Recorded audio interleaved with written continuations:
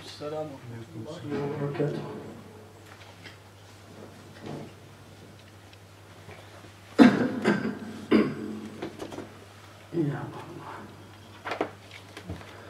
أعوذ بالله من الشيطان الرجيم. بسم الله الرحمن الرحيم، وصلى الله وسلم وبارك على حبيبنا محمد وعلى آله وأصحابه أجمعين. أما بعد، فإن أصدق الكلام كلام الله عز وجل، وخير الهدي هدي رسول الله صلى الله عليه وسلم، وإن شر الأمور محدثاتها، وكل محدثة بدعة، وكل بدعة ضلالة، وكل ضلالة في النار. فيا رب أجرنا من النار بعفوك، وأدخلنا الجنة برحمتك يا عزيز يا غفار. أيها الإخوة الكرام، لازلنا بفضل الله عز وجل نتكلم عن أركان الإسلام، وبالتفصيل نتكلم عن الركن الأول، ألا وهو أشهد أن لا إله إلا الله وأشهد أن محمدا رسول الله. وفي اللقاء الماضي بدأنا بالحديث عن مقتضيات أن محمدا رسول الله. المسلم عندما يقول أشهد أن محمدا رسول الله، هذه الشهادة لها شروط. أول شرط هو الإيمان برسول الله صلى الله عليه وسلم. المقتضى الثاني هو تصديق النبي صلى الله عليه وسلم في كل ما بلغ وأخبر عن الله عز وجل. Inch'Allah, mes frères, chaque jeudi on parle sur les piliers de l'islam. Et on a commencé de détailler le premier pilier de l'islam. Le premier pilier de l'islam, c'est les deux attestations.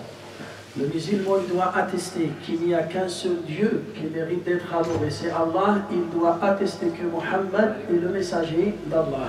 On a parlé sur les conditions de la ilaha illallah, et maintenant on parle sur les conditions de la deuxième attestation de Mohammed Rasulullah. Quand tu dis j'atteste que Mohammed est le messager d'Allah, ce n'est pas une parole qui sort de ta bouche. Il y a des conditions à respecter. La première chose, tu dois croire au fond de toi que cet homme, c'est le dernier prophète qui était envoyé sur terre par Allah Azza wa Jalla. Deuxième chose, tu dois le croire dans toutes ses paroles. Quand il te transmet un message, il te raconte une histoire, tu écoutes un jugement, quelque chose qui vient de la part de Nabi sallallahu alayhi wa sallam, et il faut savoir qu'il dit la vérité. Le prophète alayhi salatu wa salam, il n'a jamais menti et il ment jamais. C'est pour cela qu'on a raconté l'histoire de Abdullah ibn Amr ibn al-As. Ce compagnon, il a dit, j'étais en train d'écrire chaque parole qui sort de la bouche de Nabi sallallahu alayhi wa sallam. Chaque parole. Les compagnons, ils ont dit, mais non, il ne faut pas écrire toutes choses, toutes les paroles du prophète sallallahu alayhi wa sallam. Pourquoi? Ils ont dit, parce que le prophète, c'est un être humain.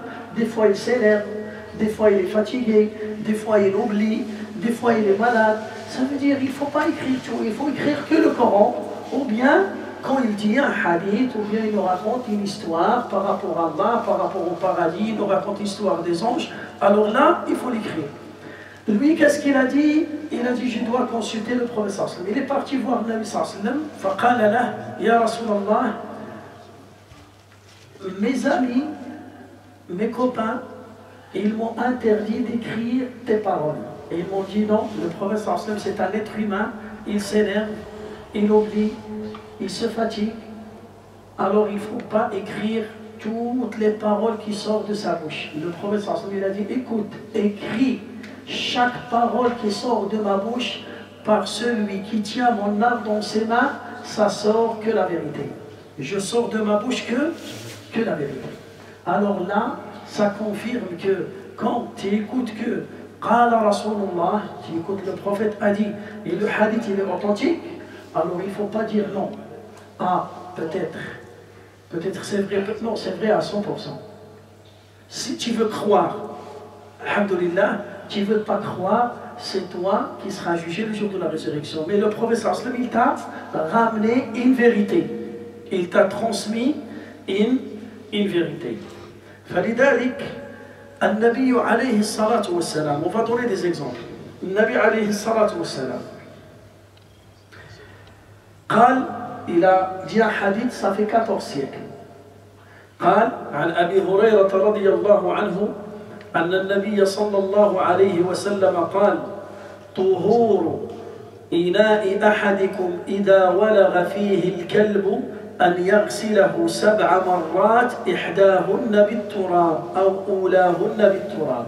Le prophète عليه الصلاة والسلام, il nous a parlé, il nous a dit un hadith, il nous a dit si quelqu'un il a un chien chez lui et le chien il a touché par sa bouche, par sa langue, par sa salive, le seau, une bassine, un seau.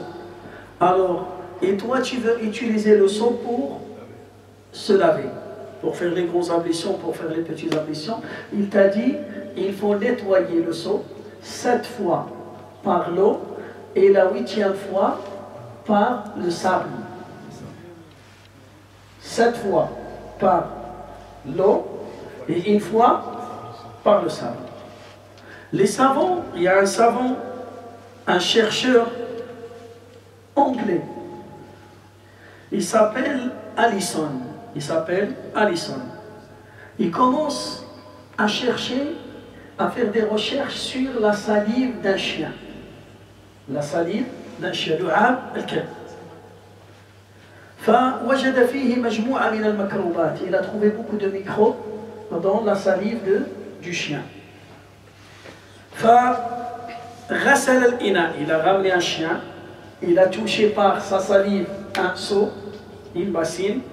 Il commence à utiliser les produits de nettoyage, les produits forts de nettoyage pour nettoyer et pour tuer les microbes qui sont collés dans cette bassine ou bien dans ce seau.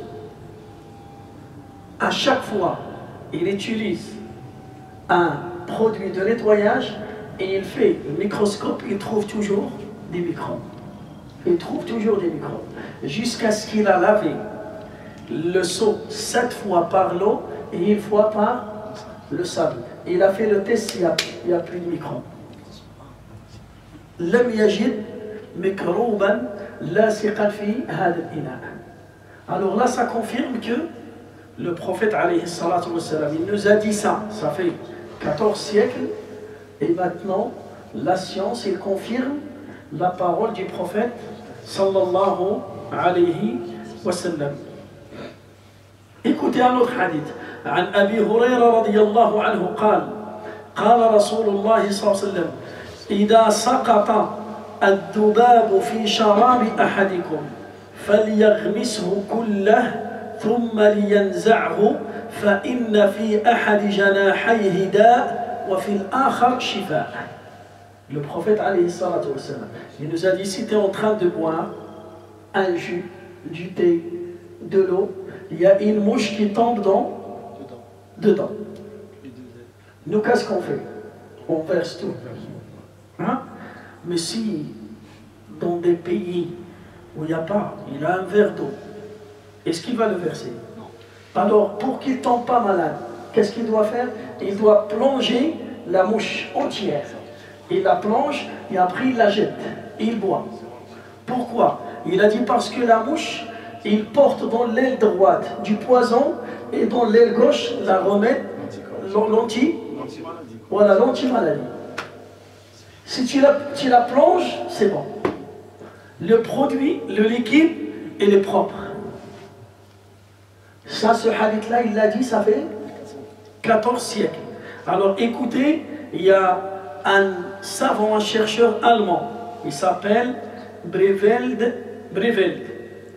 Qu'est-ce qu'il a fait? Il a fait ce test et il a trouvé que la mouche, il porte du poison dans l'aile droite et il porte l'antipoison dans l'aile gauche.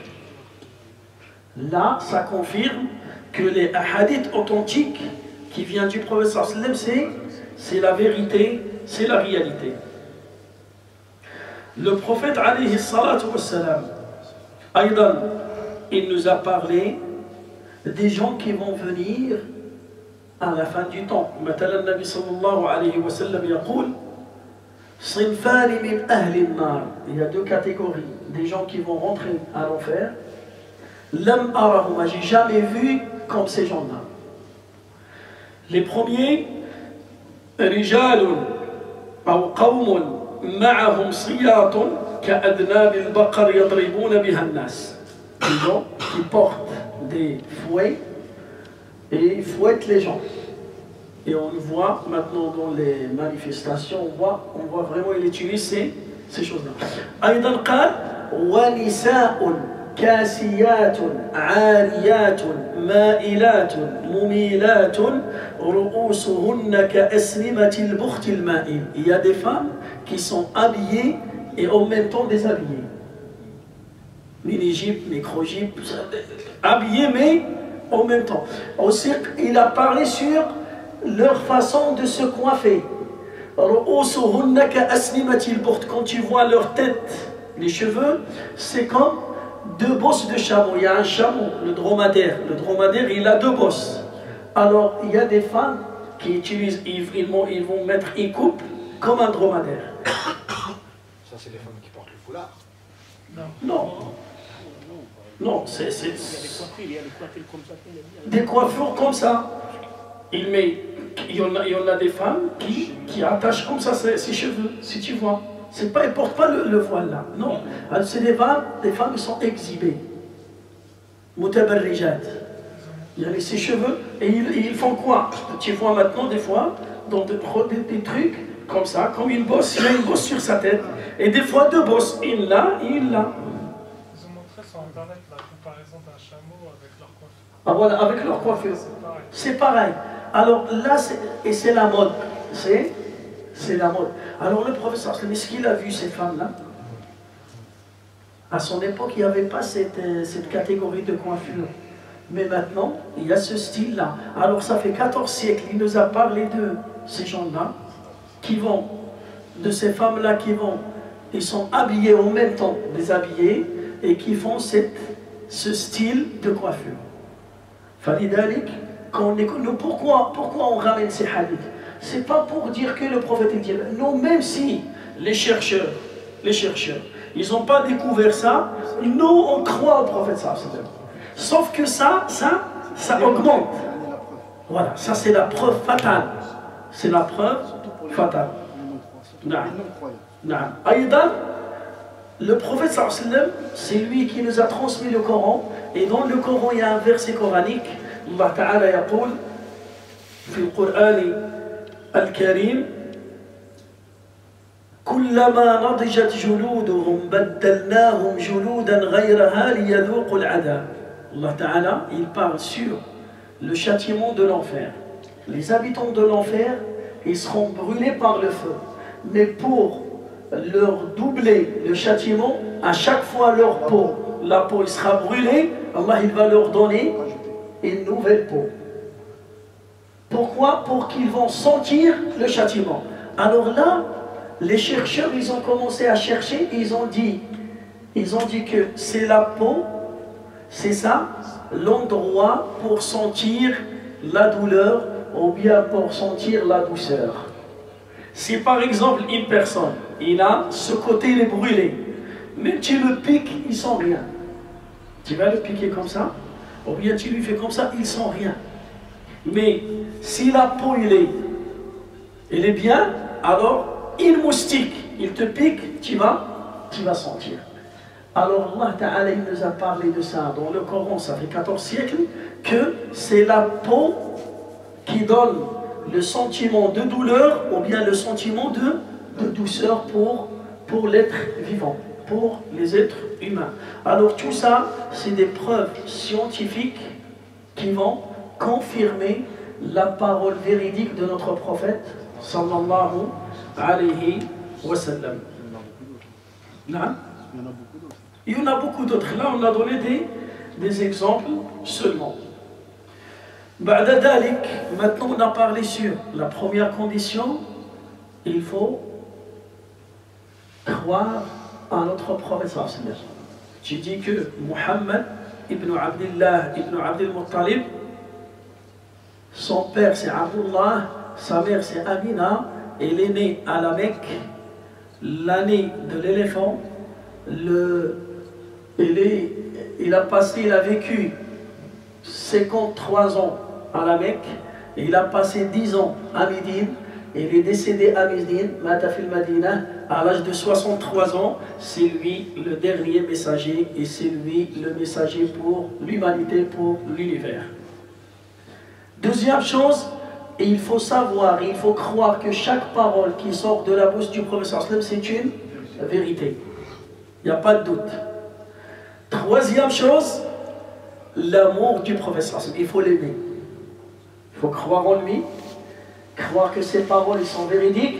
Et la troisième chose, il faut l'aimer. La budda min hubbi an-nabiyyi sallallahu alayhi wa sallam.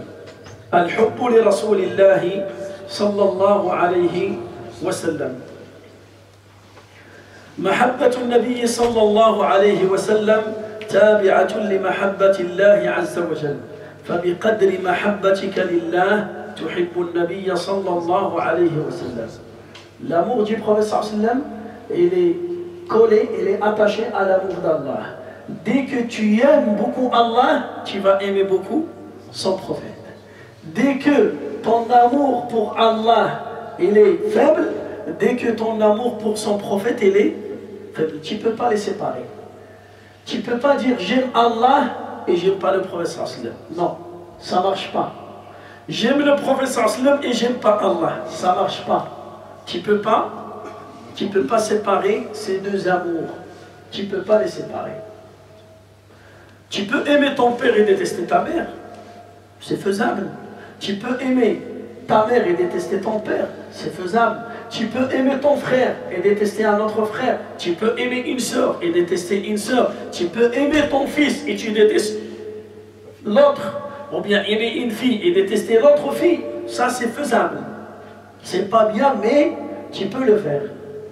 Mais pour aimer Allah et aimer le prophète sallam, il y a une chose, soit aimer Allah et son prophète, soit ne pas aimer Allah et ne pas aimer son prophète. Tu ne peux pas les séparer.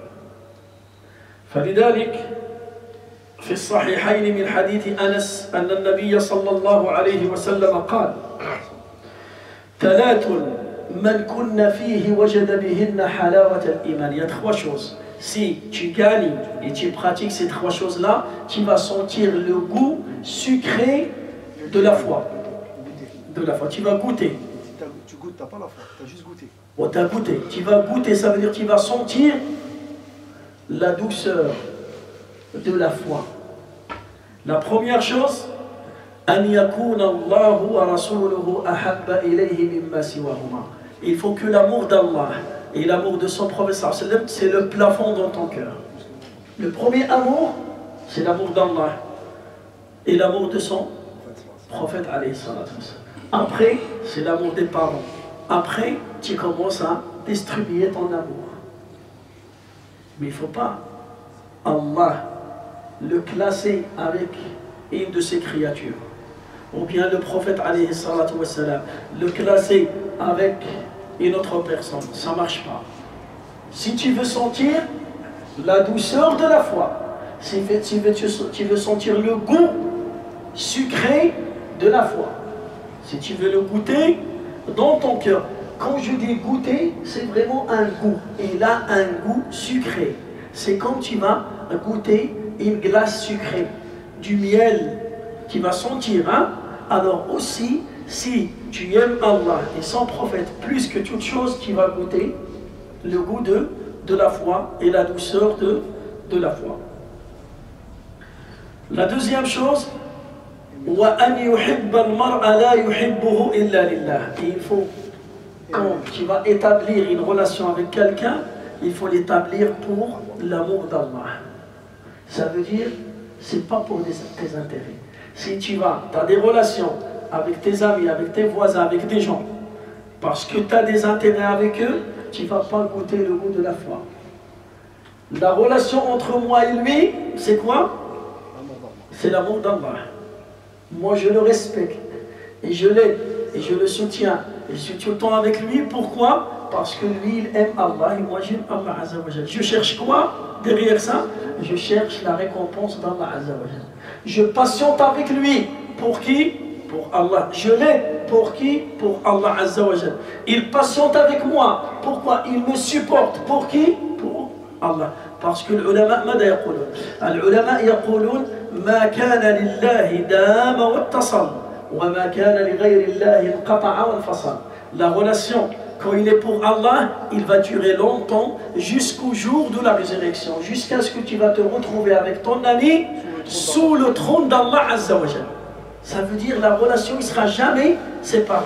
Vous allez vous retrouver tous les deux sous le trône d'Allah Azza wa Jal. Mais si la relation n'est pas établie pour l'amour d'Allah, ça sera coupé. Ça va se couper. Soit ça va se couper en douceur, soit ça va se transformer en haine. Soit ça va se transformer en haine. Et combien d'amis ils sont devenus des ennemis? Et combien d'ennemis sont devenus des amis? فلذلك العلماء يقولون pour aimer, l'amour infini sans contrôle, c'est pour Allah. C'est pour seul. L'amour du prophète sallallahu c'est, il est contrôlé. Parce que si tu ne contrôles pas, tu peux adorer le prophète sallallahu et tu vas tomber dans l'association. Tu vas tomber fi shirk billah azza wa jalla. فلذلك l'amour d'Allah, il est illimité. L'amour de son prophète sallallahu c'est deuxième étape, mais limitée. Et après, tu descends. Ça, c'est la deuxième chose. La troisième chose, وَأَنْ يَكْرَهَ أَنْ يَعُودَ فِي الْكُفْرِ كَمَا يَكْرَهُ أَنْ يُقْذَفَ فِي النَّارِ. Quand Allah, il t'a choisi musulman, alors il ne faut jamais souhaiter d'être non-musulman. Avoir plus peur de tomber dans le feu. Il faut que tu as peur de devenir non-musulman, égaré, plus que tu as peur du feu. Si le feu il est allumé devant toi et quelqu'un il veut te jeter dans le feu, tu as peur ou pas? La peur, cette peur, elle est grande ou elle est petite? Elle est grande. Alors il faut que tu sens une peur plus grande que celle-là. Tu détestes d'annuler ta foi et d'annuler ton islam. Là, il y a beaucoup de musulmans, malheureusement, à cause de la pauvreté, à cause des épreuves, ils souhaitent être non-musulmans. Il y en a des gens, ils souhaitent, il va te dire pourquoi ma mère, il ne m'a pas accouché aux États-Unis. Pourquoi mes parents, ils ne se sont pas mariés en France? Pourquoi mes parents ne se sont pas mariés au Canada? Pourquoi je ne suis pas allemand? Pourquoi je ne suis pas américain? Pourquoi je ne suis pas... Voilà, c'est comme ça. Il y a des gens qui souhaitent, beaucoup, c'est pas... Là, je parle de la vérité, de la réalité. Là, on parle de la réalité. Nous, on a vécu dans notre monde, on a vécu au bled, et on a écouté de nos oreilles, et on a vu des gens qui disent ça, qui souhaitent, ils souhaitent ça de son cœur, au fond de son cœur. Lui, il est des musulmans, ses parents, c'est des musulmans. Il fait la prière, il jeûne le ramadan, tout. Il a étudié en arabe, il sait lire le Coran, et il souhaite d'être allemand, il souhaite d'être américain. Pourquoi? Je ne suis pas américain. Bon, c'est pour ça quand il arrive, il y a une occasion qui s'ouvre devant lui, vite, il va changer sa veste. Et il va changer son identité. Il va changer sa religion. Voilà. Voilà. Alors, pourquoi ça?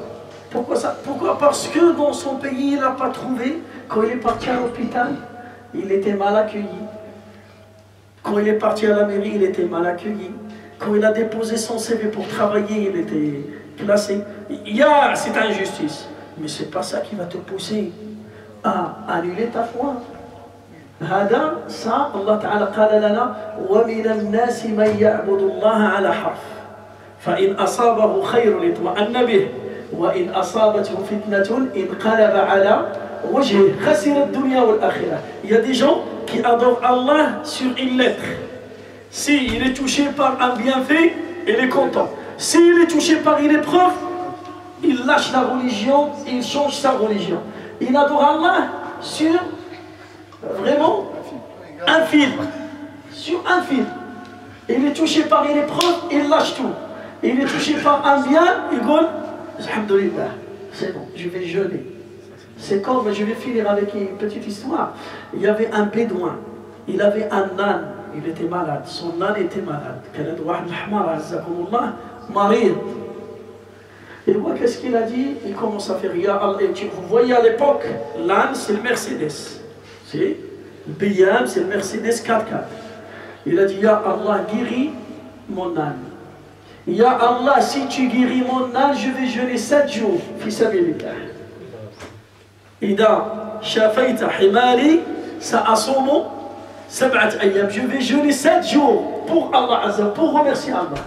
Son âne, il s'est guéri. Allah Ta'ala shafa himara. Il a jeûné les 7 jours. Quand il a fini les 7 jours, le 8e jour, l'âne est décédé.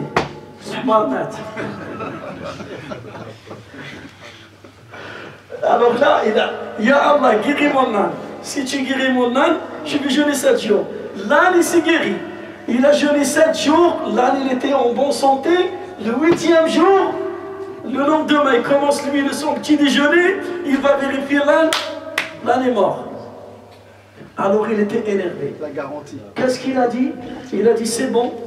J'attends le mois du Ramadan et je vais manger 7 jours. Je vais se récupérer. Alors celui-là, il adore Allah sur un fil. Si il est bien, Allah il lui donne ce qu'il a demandé. Il va continuer. Si Allah il lui donne parce que ce qu'il a demandé, il va s'arranger. Alors il a dit, Oqsim billah, j'attends le Ramadan. Quand il arrive le Ramadan, je vais jeûner que 23 jours. Je vais récupérer mes 7 jours.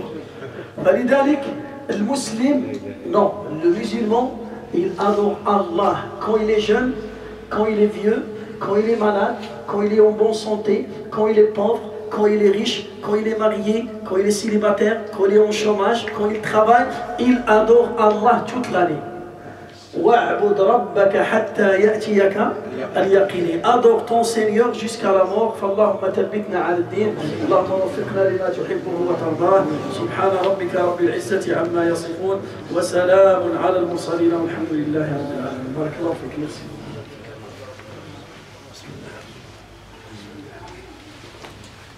الله أكبر الله أكبر الله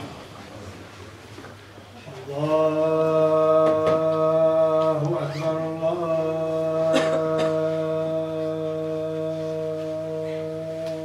أكبر أشهد أن لا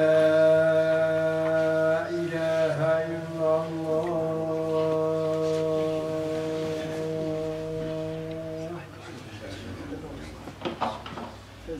أشهد أن لا إله إلا الله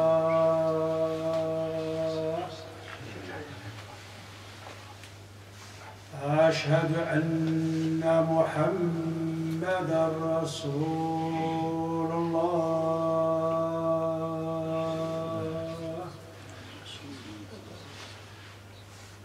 أشهد أن محمدًا رسول الله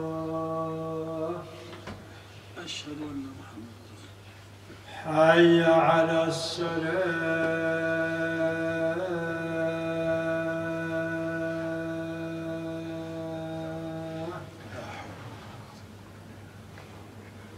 حي على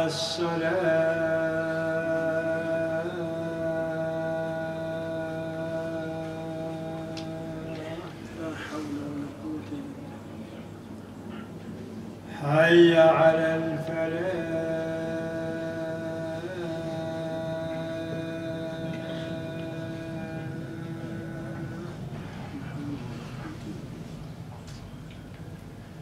حي على الفلاح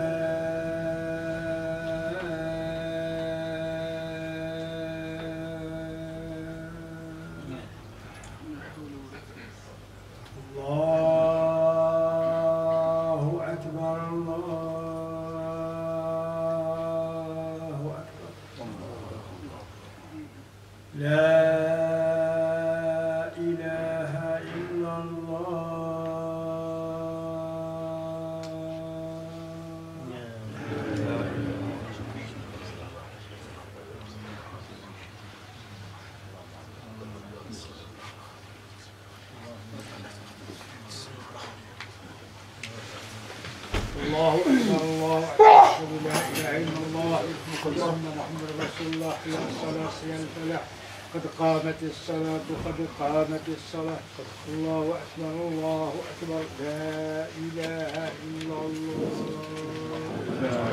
استووا اعتدلوا سووا صفوفكم فإن تسوية الصفوف من تمام الصلاة. الله أكبر.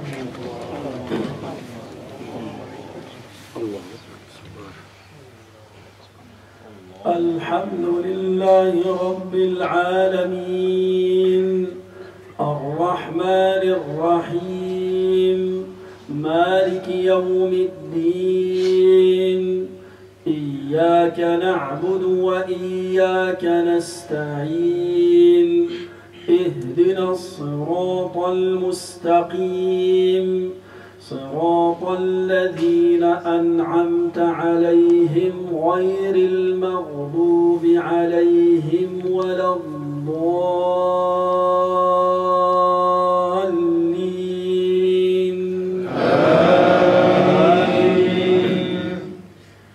القارعة ما القارعة وما أدراك ما القارعة يوم يكون الناس كالفراش المبثوث وتكون الجبال كالعهن المنفوش فأما من ثقلت موازينه فهو في عيشة راضية وأما من خفت موازينه فأمه هاوية وما أدراك ما هي نار حامية.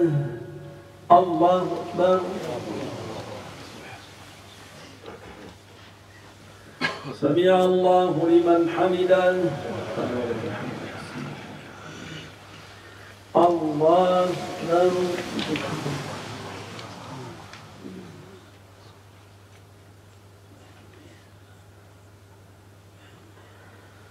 الله أكبر. الله أكبر.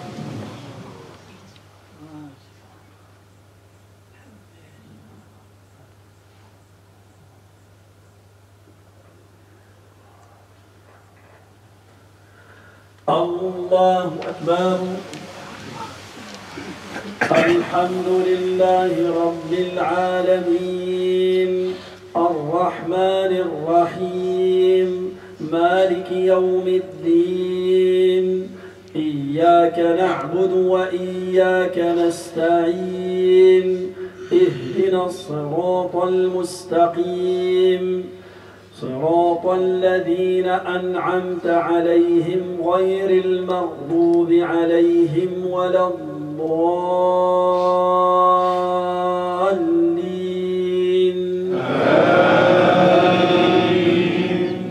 لإيلاف قريش إيلافهم رحلة الشتاء والصيف فليعبدوا رب هذا البيت الذي أطعمهم من جوع وآمنهم من خوف. الله أكبر.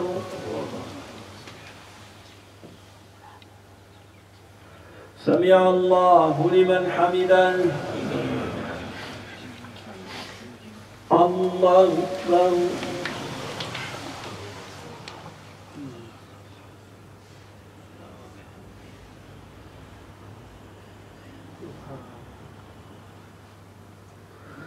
الله أكبر.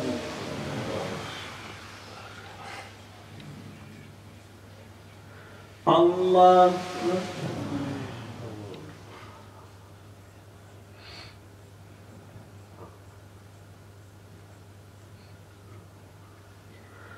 الله أكبر.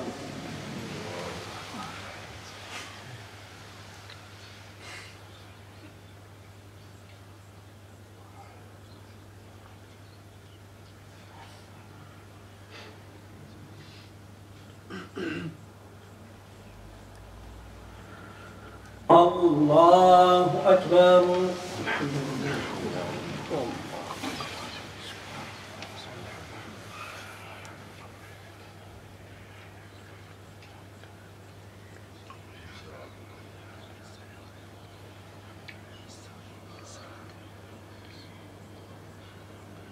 الله أكبر.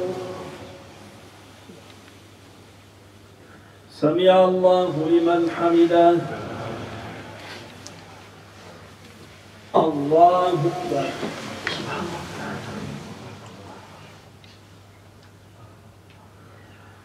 الله أكبر. الله أكبر.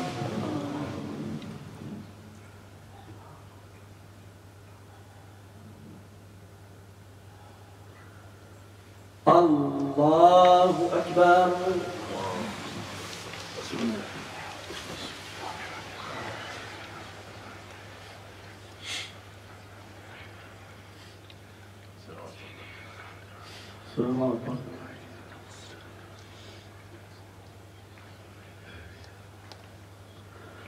الله أكبر. سمع الله لمن حمده. الله أكبر.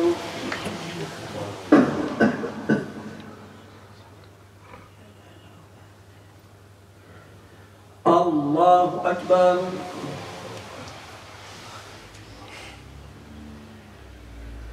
الله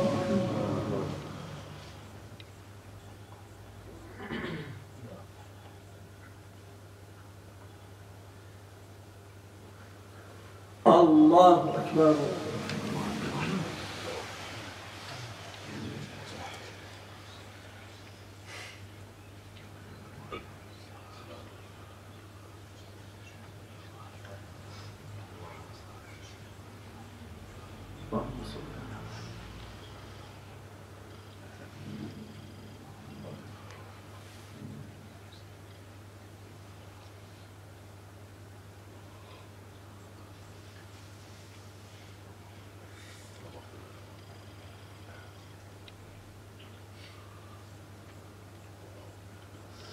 السلام عليكم ورحمة الله.